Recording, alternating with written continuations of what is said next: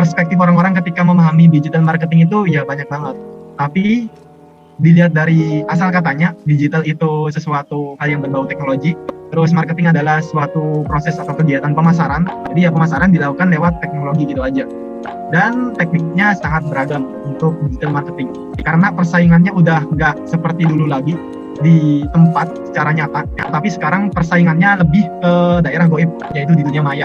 Terus pertanyaan yang kedua, kenapa harus digital marketing? Mungkin teman-teman bisa jawab dalam hati aja, karena kalau nanyain satu persatu juga lama juga. Oke, 10 fakta brutal yang membuat digital marketing itu sangat penting untuk dilakuin. Yang pertama mudah, yang pertama murah, yang kedua mudah, yang ketiga tertarget, yang keempat luas, fleksibel, terukur, efektif, dan teman-teman bisa baca. Intinya itu digital marketing lebih menguntungkan daripada teman-teman memasarkan produk lewat toko atau ya tempat secara langsung, bertemu secara langsung, karena banyak hal yang bisa di bypass di situ. Dan selanjutnya teman-teman tahu produk Nokia, BBM, dan juga Kodak? Ya pasti tahu sih. Kalau Kodak, kami nggak tahu Kodak bukan Kodok. Nah, kesamaan dari ketiga produk ini kayak Kodak, BBM, dan juga Nokia, ketiga ini kan sudah bukan bisa dibilang punah sih, karena Nokia pun juga upgrade ke Android juga. Nah, ketiga hal ini atau ketiga produk ini memiliki kesamaan, mereka pernah tersaingi oleh kompetitornya, karena alasan utamanya mereka nggak ingin berkembang dan tetap untuk mempertahankan jati diri mereka masing-masing. Kayak Nokia itu dulu ya mereka punya OS sendiri kan, yaitu Symbian, bukan kayak Android, bukan kayak iPhone, jadi beda sendiri. Kalau BBM kan ya tampilannya terlalu berat, terus terlalu mempertahankan eksistensinya, terus identifikasinya, jadi kalah sama WhatsApp, terus Telegram, dan lain-lain.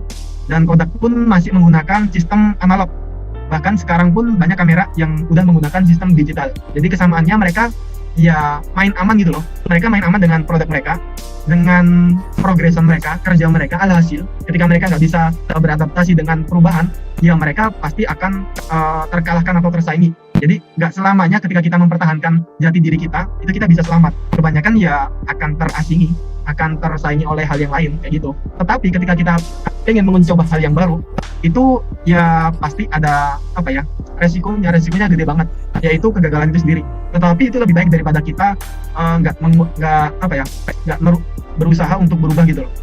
Terus selanjutnya, mungkin banyak dari orang-orang yang menganggap digital marketing itu terlalu susah, karena ya bilang mereka itu gaptek, nggak tahu teknologi, terus bilang banyak yang perlu dipelajari, terus nggak relevan untuk dipraktekkan di tokonya. Mungkin jualannya cuma jualan celana. Terus mereka beranggapan bahwasanya ini bisa dijual di toko online, di toko luring kok. Mereka udah kebiasaan jualan di swalayan, alhasil ya usahanya nggak bisa mengalami perkembangan yang pesat banget, apalagi di kondisi pandemi seperti ini kan. Terus selanjutnya, jadi kesimpulannya, sepintar apapun skill Anda, skill kita semuanya, kalau mindset dan belief Anda itu bermasalah, ya yang jadi biangnya, yang jadi masalahnya itu yaitu kalau seumpamanya mindset kita yang bermasalah. Jadi bukan terkait objek yang akan kita pelajari. Yang bermasalah itu cuma mindset kita, menganggap sesuatu itu sulit, menganggap sesuatu itu masih belum bisa dipraktekkan, menganggap kita nggak bisa.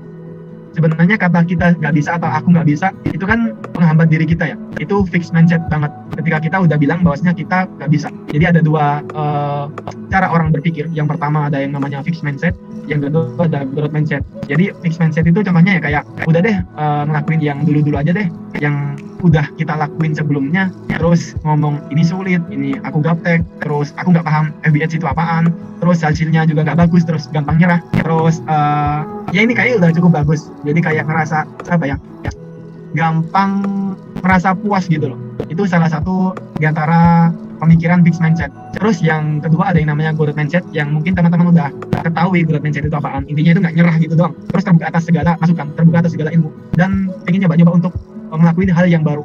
Mungkin ini teori yang sangat sering teman-teman temukan, entah di media sosial apapun itu, atau pas dosen atau guru teman-teman menjelasin juga. Nah, untuk digital marketing itu ada satu hal penting, yaitu yang namanya personal branding, personal identity. Yaitu ketika kita menjual produk atau memamerkan acara kita, itu coba tanya aja ke orang lain, acaranya itu apa sih? Jadi tanya aja ke mereka. Ketika kita punya acara nih, acara A contohnya, terus acara A itu udah berjalan, terus tanya aja ke orang lain, acara A itu apa sih? Nah, kata-kata atau kalimat yang muncul dari lisannya itulah acara kita. Jadi bukan kita yang ngejelasin acara kita, tapi orang-orang yang ikut. Jadi kalau seumpamanya kita punya program hijrah atau acara kajian, ya acara kajian yang kita anggap beda, terus deskripsi kita panjang-panjang, ini kita beda loh acaranya, bla bla bla bla. Tapi ketika orang ikut, terus setelah ngikut mereka ngomong itu kajian. Ya kajian gimana? Ya kajian. Dia cuma ngomong kayak gitu, ya udah fix, berarti kita bisa dibilang gagal. Jadi deskripsi kegiatan itu bukan apa kata kita, tapi apa kata orang lain. Itulah yang namanya personal branding. Dan personal branding di manusia atau diri kita sendiri pun itu juga sama. Ketika kita dijulukin orang lain, Iza itu orangnya kayak gini, atau Nanda itu orangnya kayak gini, ya itulah personal branding kalian. Dan itu bisa kita bangun, atau bisa dibilang sedikit pamer dengan ilmu lah kayak gitu. Untuk membangun personal branding itu sebenarnya cuma pamer plus ilmu gitu doang. Ya masalah niat sebenarnya dikembalikan diri masing-masing sih. Apakah kita beneran riak atau nge-branding untuk tujuan tertentu yang kita inginkan, itu kita sendiri yang tahu. Cuman permainan personal branding itu mainnya di pamer plus ilmu gitu doang. Yang kedua, untuk digital marketing itu ada yang namanya niche market. Bacanya niche market. Jadi niche market itu apa sih? Oke. Jadi niche market itu adalah pasar yang ukurannya sangat kecil dan tidak massal. Aku ulangi, pasar yang ukurannya sangat kecil dan tidak massal. Jadi akan salah ketika orang ngadain program, ngadain acara, atau ngejual produk.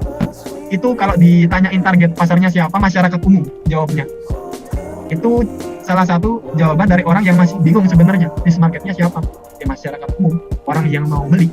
Bahkan produk seperti sabun pun, sabun itu punya niche market. Entah itu sabunnya perempuan, entah itu sabunnya laki-laki, entah itu sabunnya anak-anak. Ya, dan kegiatan yang dilakuin pun cuman mandi. Makanya ketika ada sabun mandi, yang namanya sabun mandi, proses iklannya itu ketika orang sedang mandi gitu, nggak mungkin sedang nyuci motor juga. Jadi kita perlu tahu niche market atau targetan pasar kita, targetan atau customer kita, itu supaya kita bisa nyusun strateginya kayak apa. Jadi nggak terlalu general, tinggal promosi-promosi gitu doang, memposting acara kita, memposting program kita, produk kita. Orang-orang juga nggak peduli dengan program kita sebenarnya. Jadi ini ada pepatah dari Seth Godin. Jangan mencari customer untuk produkmu, jangan mencari orang-orang untuk programmu, tapi carilah program atau produk yang diinginkan customermu. Jadi beda ketika kita nyari orang-orang untuk acara kita, itu ya bisa jadi bakal sulit ke depannya. Yang benar adalah carilah produk atau program yang emang dibutuhin orang-orang, ya supaya itu yang dibutuhin, bukan sesuatu yang kita anggap ideal atau yang pengen kita jual, pengen kita buat acaranya, tapi orang-orang nggak ada yang mau gitu. Nah, untuk tipsnya nentuin niche market targetan kita itu, tambahin yang 1 kali untuk nentuin niche market, tambahin yang 2 kali untuk nentuin sub niche market. Contohnya nih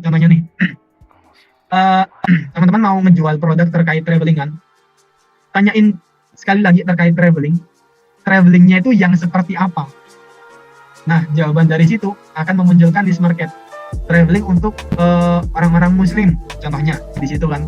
Terus teman-teman bisa tambahin kata yang lagi, orang muslimnya itu yang seperti apa. Orang muslimnya itu yang menggunakan hijab, atau bisa dibilang akhwat atau perempuan kan berarti. Dari situ teman-teman punya niche market. Jadi itulah tipsnya untuk nentuin targetan kalian.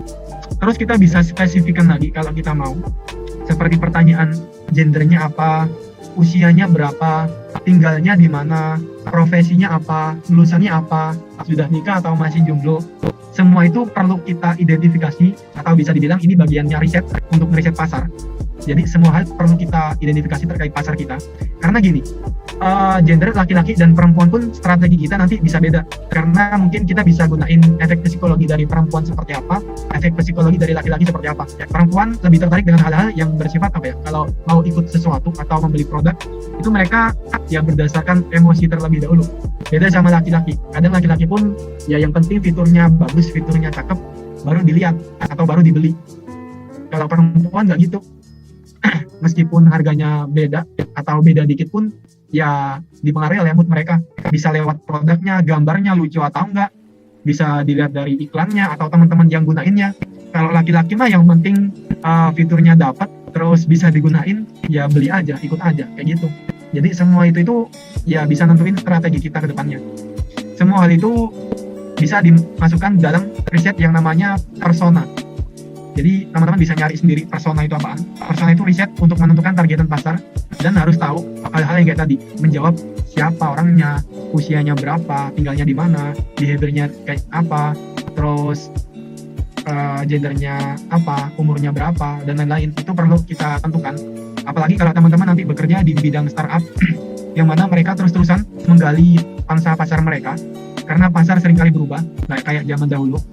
Sekarang dalam kurang waktu 6 bulan pun behavior atau lingkungan orang-orang itu bisa berubah loh, karena adanya digital marketing atau media sosial itu. Jadi sifat orang-orang itu bisa berubah-ubah. Makanya riset kalau di pengembangan produk, entah startup atau produk-produk yang menggunakan teknologi lah, itu risetnya terus-terusan. Makanya mereka itu seringkali menawarkan produk yang baru.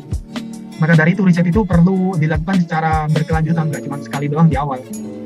Kalau udah jangka waktu sebulan atau 2 bulan, ya adain riset lagi, karena bisa aja sifat pasarnya, sifat orang-orangnya itu udah berubah karena ada produk yang lain.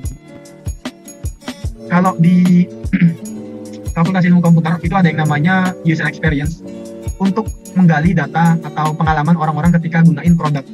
Jadi ketika produk itu udah meluncur, udah siap digunain orang-orang, itu pengembangnya bakal nganalisis orang-orang ketika gunainnya itu benar nggak sih. Jangan-jangan banyak yang komplain, apalagi bagi orang-orang yang buta teknologi atau nggak pernah pakai teknologi, terus kita kasih mereka teknologi, mereka bakal kebingungan.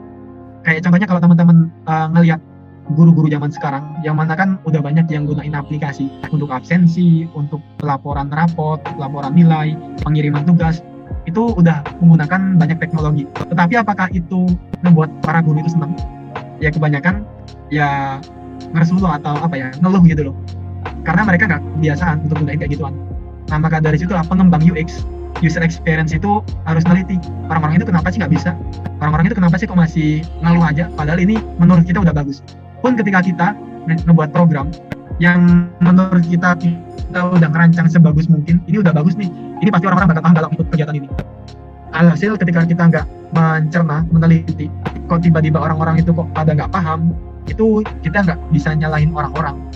Yang perlu kita salahin ya diri kita sendiri, karena mungkin ada cara yang kita praktekkan itu yang masih belum bisa dipahami orang-orang.